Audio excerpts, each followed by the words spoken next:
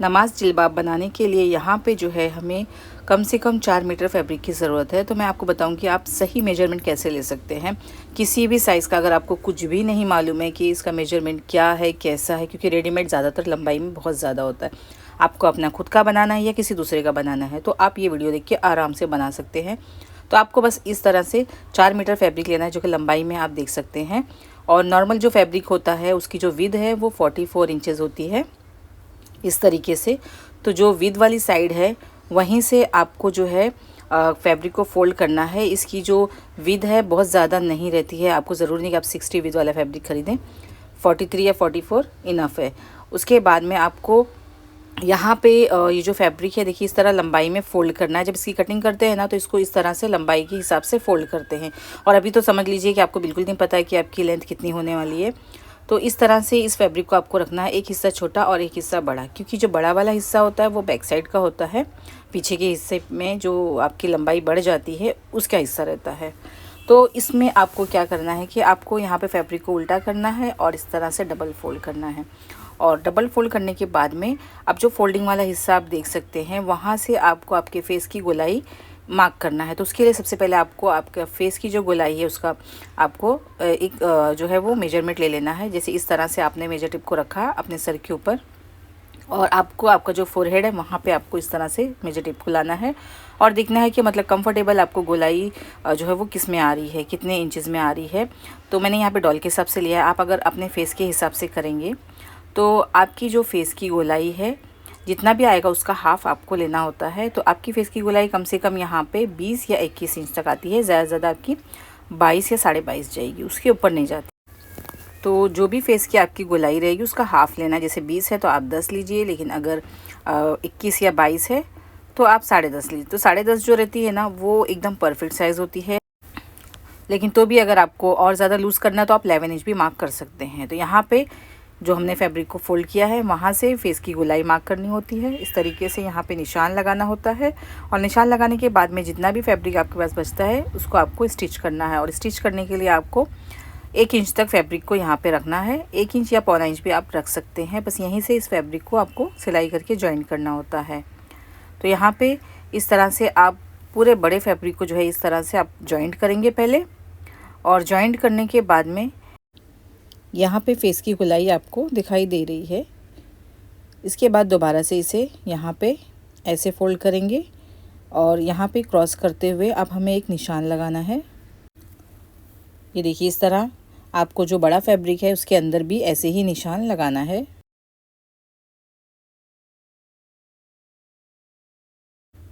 तो मैं जो आपको तरीका बता रही हूँ बहुत ज़्यादा आसान है। नमाज की चादर आप लोग घर पर ही बना सकते हैं और आपको बहुत ज़्यादा जो है वो सस्ती भी पड़ जाएगी, क्योंकि बाहर से अगर आप लेते हैं तो बहुत महंगी मिलती है। ये देखिए जो निशान आया तो उस पर हमने कट का निशान लगाया है, क्योंकि खोलने के बाद में दोनों निशान पे हमें आगे की सिलाई करनी होती है, इसलिए हमने यहाँ पे निशान लगाया है।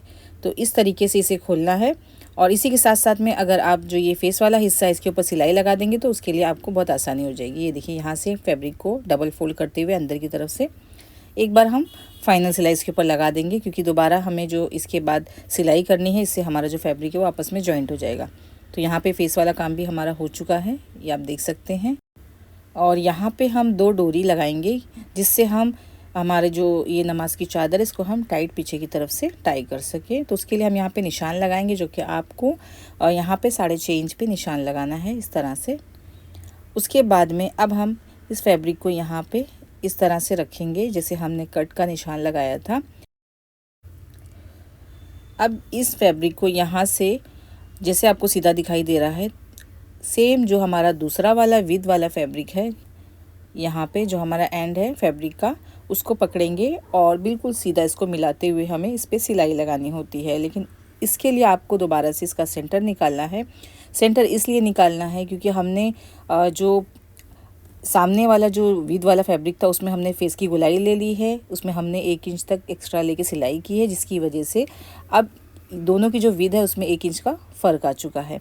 तो इसलिए हमने इसका सेंटर लिया है। अब सेंटर को सेंटर से मिलाते हुए बिल्कुल बीच में रखना है और यहाँ साइड से हम एक तरफ से सिलाई लगाना स्टार्ट करेंगे।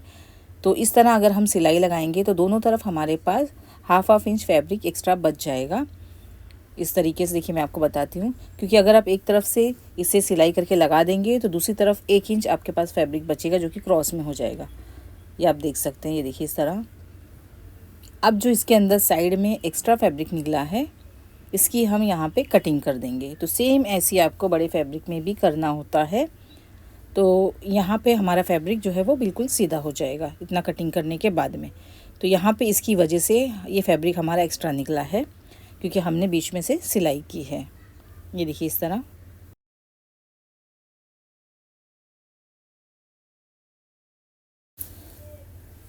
तो यहाँ पे इस तरह एक्स्ट्रा हमने कट करके निकाल दिया है, और जैसा फैब्रिक आपको इसको बिल्कुल वैसे ही छोड़ना है। अब इसको आपको जो है वो मेजर करना है कि आपकी लेंथ कितनी है।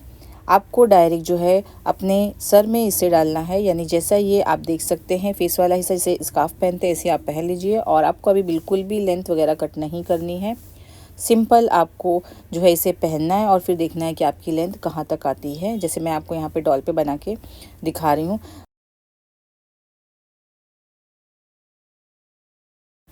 तो इससे ये भी पता चल जाएगा कि आपने जो ये फेस वाला साइज़ लिया है, अगर ये बड़ा है तो आप थोड़ा छोटा कर सकते हैं, अगर छोटा है तो आप थोड़ा लूज़ भी कर सकते हैं। इसमें फ्रंट की साइज़ पे ध्यान नहीं देना है। और ये हिस्सा जो आप देख सकते हैं यहाँ पे हमारी स्लीव्स आएगी, और ये पीछे वाला हिस्सा है। तो इसके अंदर जो बैक वाला हिस्सा फैब्रिक का आपको दिखाई दे रहा है, इसके हिसाब से आपको आपकी लेंथ पता चल जाएगी। तो आपको सीधा खड़े होना है ये पहनने के बाद में, और ज़मीन पे जो फैब्रिक आपका टच हो रहा है वहाँ पे आपको मार्क करना है, और उससे 1 इंच एक्स्ट्रा लेना है सिलाई के लिए। तो आपके पास घर में कोई भी रहेगा उससे आप कह सकते हैं कि इसको मार्क करने के लिए, या आप दूसरे का बना रहे हैं तो आप खुद जो है वो इस तरह से मार्किंग कर सकते हैं। और सेम इस निशान को सामने वाले फैब्रिक के साथ में बिल्कुल बराबर ऐसे ही पकड़ते हुए निशान लगाना। यानी अब आपके पास फ्रंट और बैक दोनों की लेंथ आ चुकी है।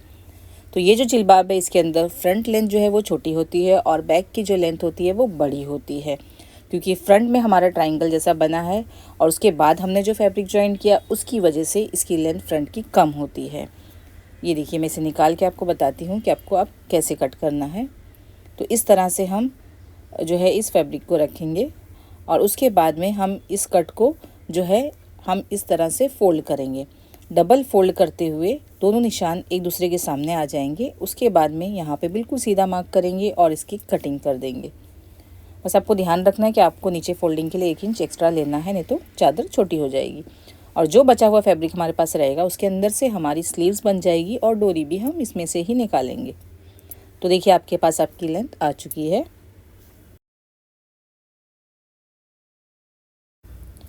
अगर आपकी हाइट कम है तो आपकी चादर जो है वो 3.5 मीटर में भी बन सकती है।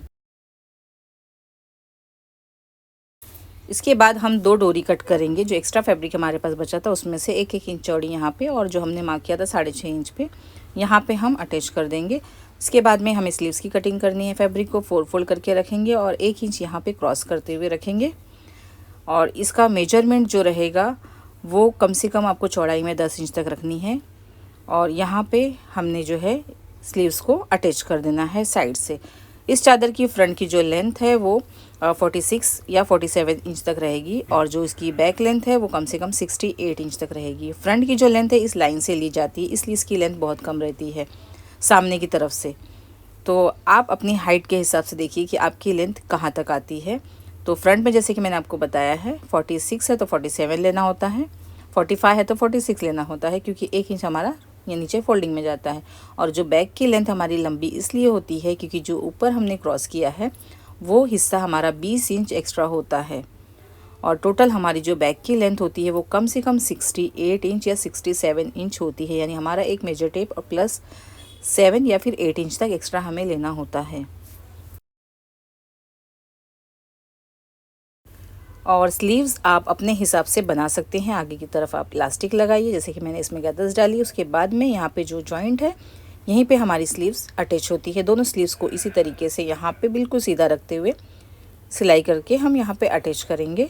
तो इस तरह से स्लीव्स इसके अंदर अटैच हो जाती है। तो स्लीव्स को मैंने यहाँ पे अटैच कर दिया है। इसके बाद फाइनल सिलाई इसके ऊपर लगाते हैं, जो कि फिटिंग की सिलाई होती है।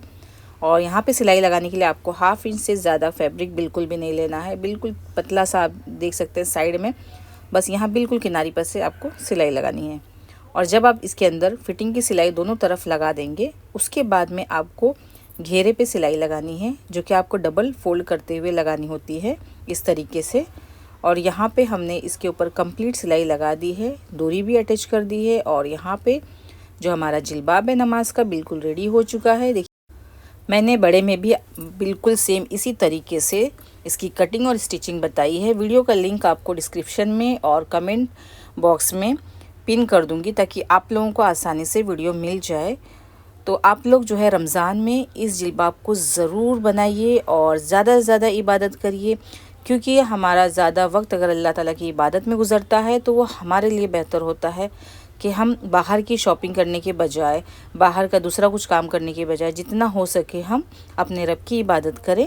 क्योंकि हमें रमज़ान में वैसे ही बहुत सारे काम होते हैं, उसमें चलते फिरते उठते बैठते हम अल्लाह का ज़िक्र करें, तस्बीह पढ़े, तो इंशाल्लाह हमारा जो रमज़ान का महीना है वो अच्छा गुजरेगा।